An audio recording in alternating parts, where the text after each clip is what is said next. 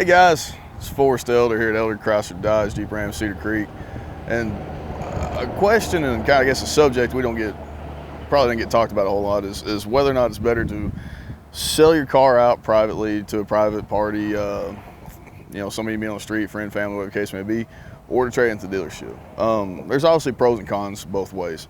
We'll start with kind of the pros of selling it outright, and really the only pro that you can really think of is that you're probably going to get a little more money for it selling it outright than you will be trading at the dealership.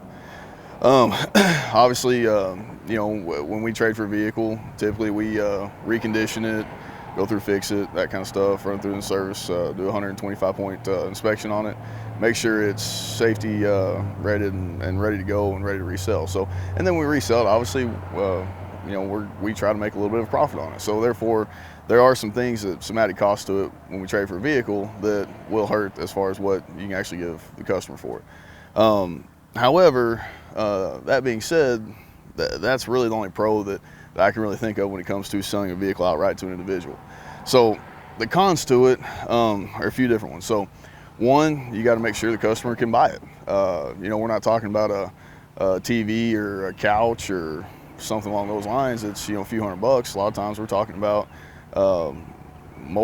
tens of thousands of dollars. And when you're selling that to an individual, if they don't have financing set up or don't just happen to have 10, 15, 20 grand laying around, sometimes it can be tough to find that individual that actually can purchase a vehicle from you. And then as far as the pros to it, as far as trading that vehicle into us. So one, we can buy it right now.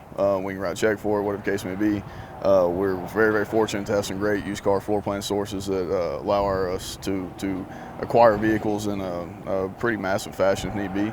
And the biggest pro that I feel like is a lot of times overlooked is when you trade that vehicle in, you actually save yourself taxes on the purchase of a new vehicle or pre-owned vehicle. So the way the law reads is that you actually get a tax saving between the value of your trade and the purchase price of the new vehicle. So if you have a $20,000 vehicle you're purchasing, you have a $10,000 trade, you'll take your trade amount off the purchase price of the new vehicle, you're left with $10,000, and that's all you're going to pay taxes on.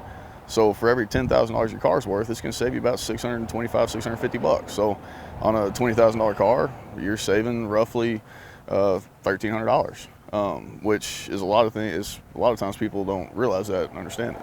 And it's basically because it's just not something that's really been touched on too much in this industry.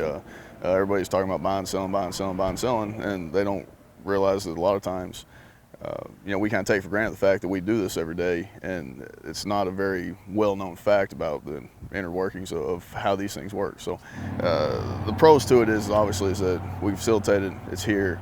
You get some tax savings on the deal, and you know that when it's done, it's done. You don't have to jack with it anymore. So that being said, that's kind of the long and short of why you should trade your vehicle in instead of trying to seek out a third-party buyer for it.